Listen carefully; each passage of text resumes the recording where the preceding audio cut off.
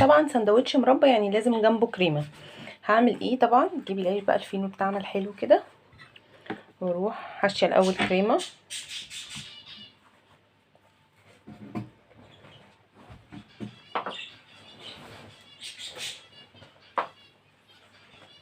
كده. تمام. واروح جايبه المربى بتاعتي، طعمها تحفه تحفه تحفه بجد يعني. سندوتش مغذي مغذي مغذي. بصوا الجمال، شايفين جمال السندوتش عامل ازاي؟ وتاكلوا احلى سندوتش مربى بالكريمه. عليكم ورحمه الله وبركاته. ازيكم حبايبي؟ عاملين ايه؟ يا رب دايما تكونوا بخير. انا معاكم من قناه بيتي مملكتي. اللي اول مره يشوف قناتي يشترك في القناه ويفعل الجرس على الكل اقول عشان يوصلك مني كل جديد. وعجبك الفيديو ما تنسينيش في اللايك. النهارده ان شاء الله هعمل لكم مربى سريعه كده. كنت جايبه بلح سماني وانا بحبه اللي هو المستوي خلاص، ورحت عشان اشتريه. فالراجل يعني ايه قال لي ايه، كان عنده اخر حبه كده فقال لي خديهم خلاص. فجبته واكلت منه وخلاص بقى، يعني خلاص ما بقيتش بقى ان انا محتاجه ان انا اكل منه تاني. فاتبقى حبه فقلت اعملهم مربى للولاد، اعمل لهم منها حاجه حلوه وبيردوش ياكلوا البلح اللي هو يماني مش قربته في المربى كان حلو جدا. ما سكر، بيحتاجش سكر، ما بيحرقش معاك ياما. طبعا من السكر الايام ده غالي، فده مش هياخد منك معاكي سكر ياما، وفي نفس الوقت هتعمل حاجه حلوه وكرة خلاص. تمام. ومش هيعرفوا ده مش متابع فايد البلح مليان حديد ومفيده للولاد، ومش هيعرفوا اصلا البلح هتلاقيها طعمها حلو وفي نفس الوقت هتفيد جسمهم ده خلاص. تمام. ده تقريبا نص كيلو من البلح. انا مش عامله كميه عشان انا مش بحب المربى تقعد عندي كده بعدها اول خلاص. ده نص كيلو من البلح هضيف له. طبعا البلح ده بيبقى مسكر جدا. طيب انت لو ما عندكيش البلح دوت وعايزه تعملي مربى البلح السماني، هتجيبي البلح الاصفر الناشف عادي وهتمسكيه تقشريه وبرده هتقطعيه كده، بس السكر بتاعه هيكون اكتر.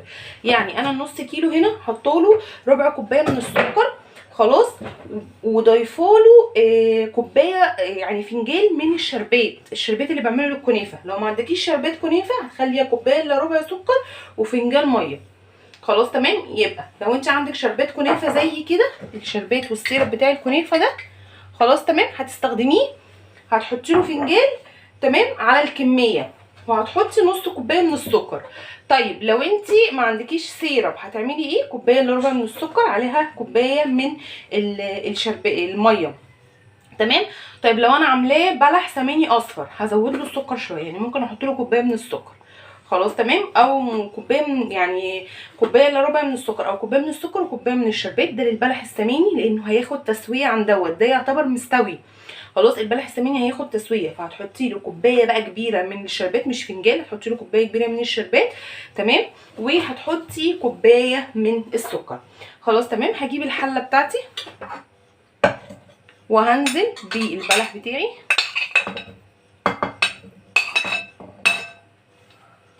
تمام كده. طبعا زي ما انا قلت لكم انا مش عامله كميه كبيره. تمام. هنزل بفنجان من الشربات ونص فنجان من السكر.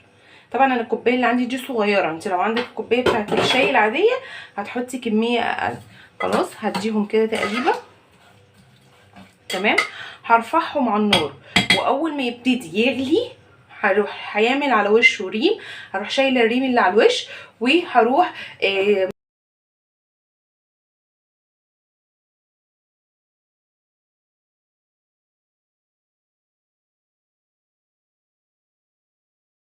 بصوا حبايبي انا خلاص سبت المربى بتاعتي لحد ما استوت. يعني انا سبتها حطيتها على النار هاديه، وبصراحه سبتها بقالها مثلا قعدت بتاع ساعه الا ربع مثلا ولا حاجه على نار هاديه، لونها اتغير بقى لونها احمر. بصوا انا المربى بتاعتي ربطت عشان خاطر انا كنت حاطه لها سيرب فيه اصلا ليمون خلاص. انتي ما حطيتيش سيرب قبل المرحله ديت مثلا بشويه خلاص، يعني اول ما تبتدي تخشي في السوا كده هتروحي نازله عليها بنص ليمونه. بس انا برضو هنزل لها بنص ليمونه عشان انا عايزه الصوص دوت، شايفين الصوص اللي نازل منها ده يربط معايا اكتر خلاص.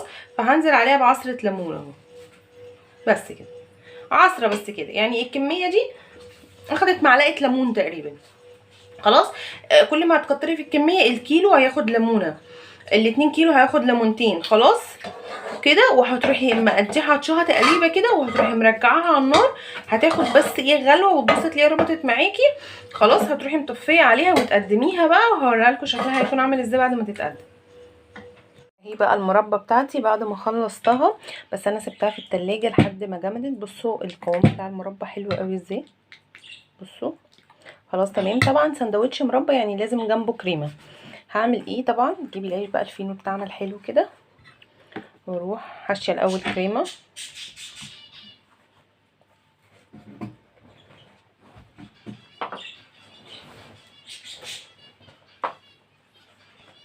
كده تمام، واروح جايبه المربى بتاعتي. طعمها تحفه تحفه تحفه بجد يعني، سندوتش مغذي مغذي مغذي. بصوا الجمال، شايفين جمال السندوتش عامل ازاي؟ وتاكلوا احلى سندوتش مربى بالكريمه ممكن تاكلوه، هيعجبكم جدا جدا. يا رب يكون الفيديو عجبكم وتكون الطريقه عجبتكم وسهله، ما كلفتناش حاجه. هو بلح وعملنا حبه سكر وعملناهم للولاد سندوتشات، هتبقى مفيده جدا ليهم وهتفيدهم جدا في المدرسه. وان شاء الله تكون الوصفه سهله وعجبتكم. والسلام عليكم ورحمه الله وبركاته.